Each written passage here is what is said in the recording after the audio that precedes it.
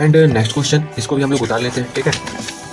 चलो इस क्वेश्चन को तो हम लोग उतार लिए। इसमें भी आपका सेम वही फॉर्मूला यूज होने वाला है जो इससे पहले मैंने आपको बताया कि z और कंजुगेट z को जोड़ोगे तो क्या होगा 2x। इसी x को हम लोग कहते हैं 2 into real part of z, और z और कंजुगेट z को घटाओगे तो क्या होगा 2iy। इसी y को हम लोग कहते हैं क्या इमेजिनरी पार्ट ऑफ z। इसका उपयोग होगा, इसलिए इसको हमेशा ध्यान में रखना है छोटे। तो यहाँ पर अब क्या कहा जा रहा है, क्वेश्चन को समझना है पहले। कोई स्ट्रेट लाइन गया हुआ है, उस स्ट्रेट लाइन पर कोई दो पॉइंट है, कोई ए पॉइंट जो z1 कॉम्प्लेक्स नंबर है जिसके अंदर, और कोई बी पॉइंट जिसमें z2 कॉम्प्लेक्स नंबर है, और कोई हम आर्बिट्रेरी पॉइंट कहीं पर ले लेंगे। कहीं पर हम लोग आर्बिट्रेरी पॉइंट p ले लिए जो कि कॉम्प्लेक्स नंबर z के साथ है। इसी चीज को छोटे लिखो मेरे साथ बोलोगे छोटे। Let P Z be any arbitrary, बोलते चलो मेरे साथ, any arbitrary point on the line through the points. कौन कौन सा पॉइंट से पास कर रहा है, ए और B points, A z1 and B z2। अब यहाँ पर दिमाग लगाना है आपको। अब ध्यान से देखो, ये तीनों पॉइंट एक ही लाइन पर है और हम लोग इससे पहले पढ़े हुए हैं। क्या पढ़े हुए मैं दिखाता हूँ आपको, ठीक है।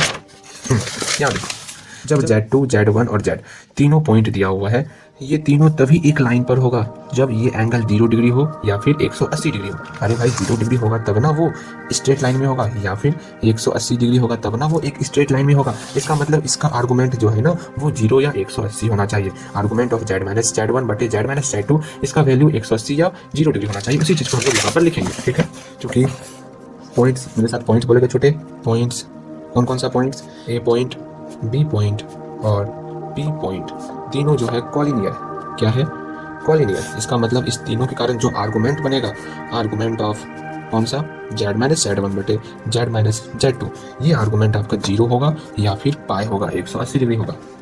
इसका मतलब अगर आर्गुमेंट 0 हो गया, आर्गुमेंट को ही हम लोग थीटा कहते हैं, अगर थीटा का वैल्यू क्या हो गया 0 डिग्री हो गया, इसका मतलब क्या, जो हमारा कॉम्प्लेक्स नंबर जो 3 फॉर्म मैंने सिखाया था आपको, पहला x प्लस आई वाई, दूसरा r into cos theta plus i sine theta, और तीसरा r इंटू ई पर पावर आई थीटा। तो मेरा जो दूसरा फॉर्म था थीटा के फॉर्म में r into cos theta plus i sine theta, इसमें थीटा का वैल्यू 0 डिग्री हो जाएगा, दैट इज कॉस 0, ये तो वैल्यू 1 हो गया, और साइन 0 ये तो 0 हो गया। इसका इमेजिनरी पार्ट 0 हो गया, दैट इज जब थीटा 0 होगा तो सिर्फ रियल टर्म ही बचेगा। इसलिए यहाँ पर जो हमारा कॉम्प्लेक्स नंबर है, देयरफॉर z माइनस z1 बटे z minus z2 is purely real, सिर्फ रियल नंबर ही रहेगा। बिल्कुल सही। अच्छा, जब रियल नंबर है इसका मतलब इमेजिनरी पार्ट उसका 0 है, इसका इमेजिनरी पार्ट क्या है 0 है। सो इमेजिनरी पार्ट ऑफ किसका z माइनस z1 बटे z माइनस z2, इसका इमेजिनरी पार्ट 0। अब यहीं पर आपको ये फॉर्मूला लगाना है। अगर इमेजिनरी पार्ट 0 हो जाए, दैट इज y का वैल्यू 0 हो गया।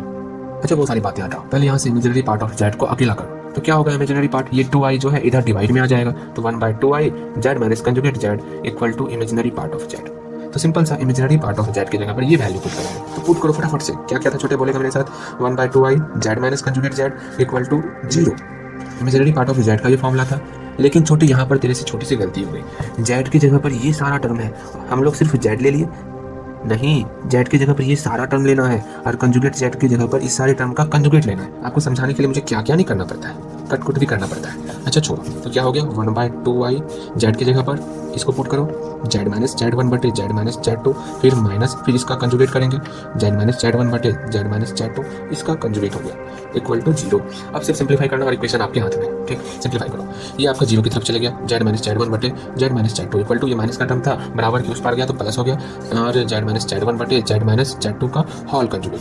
अब मल्टीप्लाई करना है, तो z माइनस z1 बटे, अच्छा एक लाइन और हम लोग कर ही लेते हैं, इसका कंजुगेट करो, conjugate z minus conjugate z1 बटे conjugate z minus conjugate z2, इसका नौका नौकी गुना करते हैं, z minus z1 into conjugate z minus conjugate z2 equal to z minus z2 into conjugate z minus conjugate z1। That's clear. अब जो है multiply करो, इस z का मल्टीप्लाई के साथ z इंटू कंजुगेट z, फिर plus minus minus z into conjugate z2 minus plus minus z1 into conjugate z minus minus plus z1 into conjugate z2 equal to same इसी तरह z into conjugate z plus minus minus z into conjugate z1 minus plus minus z2 into conjugate z फिर minus minus plus z2 into conjugate z1। That's clear. यहाँ पर ये दोनों का मुखड़ा मिल रहा है, इसको काटो। अब देखो हम लोग क्या इक्वेशन पढ़े हुए हैं, सिंपल इक्वेशन स्ट्रेट लाइन से पहले, जल्दी बोलो मेरे साथ, P Z plus conjugate P conjugate Z plus Q equal to 0, ये पढ़े हुए देखो आप यहाँ पर। अच्छा यहाँ 2c है, इसको मान लो ना, P Z plus conjugate P conjugate Z plus Q equal to 0, यहाँ लेट लिख देना है Q equal to 2c।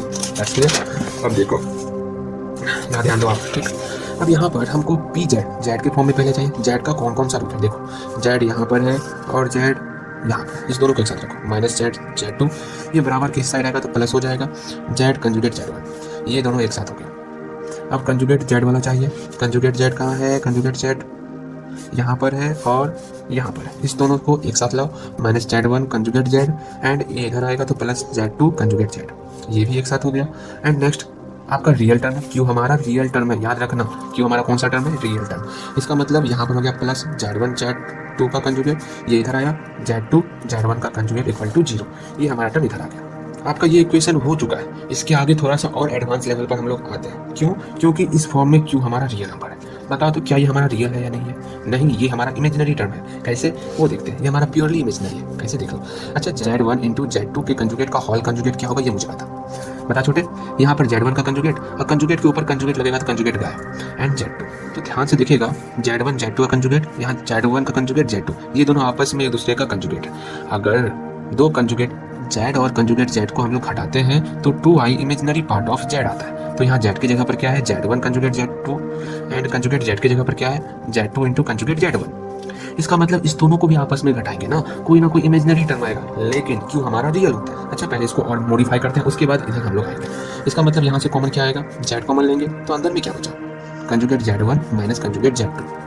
That's clear. यहाँ पर भी हम लोग क्या कॉमन लेंगे, कंजुगेट Z कॉमन लेंगे। यहाँ क्या हुआ, Z2 माइनस Z1 प्लस जो ये टर्म था उसको वैसे रहने देंगे, Z1 Z2 conjugate Z2 Z1 conjugate equal to 0। अब सोचो, अगर इसकी जगह पर हम लोग P पुट करेंगे तो यहाँ पर तो कंजुगेट P आना चाहिए, ये हमारा कंजुगेट P ही है। Z1 का कंजुगेट Z1, Z2 का कंजुगेट Z2, कंजुगेट हट जाता है कंजुगेट लगाने के बाद, समझ रहे हो।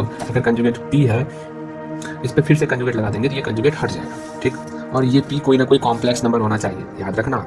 इसका मतलब यहाँ पे कौन सा फॉर्म आ गया, PZ minus conjugate P into conjugate Z plus ये टर्म है, इसको कोई और टर्म मान लो। अच्छा, वो टर्म मानने से पहले रहन दो, क्यों रहन दो पता चलेगा भी आपको, इक्वल टू 0। अब आप बोलोगे भैया यहाँ पर प्लस है यहाँ माइनस आ गया, ये कैसे हो रहा है। तो सिंपल सा, अभी ये हमारा इमेजिनरी नंबर है, इसको हमको रियल नंबर में कन्वर्ट करना पड़ेगा। इमेजिनरी नंबर कैसे होता है, जब इसमें i से मल्टीप्लाई होता है, दैट इज इमेजिनरी पार्ट से। इसमें और एक i से मल्टीप्लाई कर देंगे तो 2i पहले से है, एक i और मल्टीप्लाई करेंगे तो ये दोनों मिलकर i² हो जाएगा, जो कि -1 का रूप लेगा और ये प्योरली रियल नंबर बन जाएगा, जो कि मेरा फॉर्म होता है एक्चुअल में। इसको रियल नंबर में चेंज करने के लिए इसमें हम लोग पूरी इक्वेशन में i से मल्टीप्लाई करते हैं, i से मल्टीप्लाई कर दी। अब देखो, ये p पहले से था, ये i और z मिल करके, छोटे नहीं समझ रहे हो, ध्यानपूर्वक समझो। अच्छा, थोड़ी देर के लिए इसको आप p डैश मान लो और p डैश का कंजुगेट, तो यहाँ पर भी p डैश, यहाँ पर भी p डैश, इस तरह हो गया। अब छोटे ध्यान दे दो, थोड़ा देख ली, बस 2 मिनट, यहाँ ध्यान से समझो। अब हम लोग क्या करेंगे, इस i और p डैश को, ये i और p डैश है ना, अगर इसको हम लोग स्मॉल p मान रहे हैं तो इसका जो कंजुगेट होगा i p डैश का वो होता है माइनस i p डैश। तो ये हमारा क्या हो गया, कंजुगेट ऑफ p, यहाँ प्लस आ गया, और कंजुगेट ऑफ Z प्लस, इसको मान लिया हम लोग Q इक्वल टू 0। यहाँ पर Q जो है ना रियल नंबर है, बातें समझ में आई। यहाँ लिख देना लेट, क्या क्या माने हैं, स्मॉल p माने हैं और स्मॉल q माने हैं, और p का कंजुगेट सब के बारे में यहाँ पर लिख देना। समझ में आया आपको? हमारा प्रूव हो गया। मिलते हैं नेक्स्ट वीडियो में, इसमें हम लोग सर्कल के बारे में जानेंगे। Okay, good bye.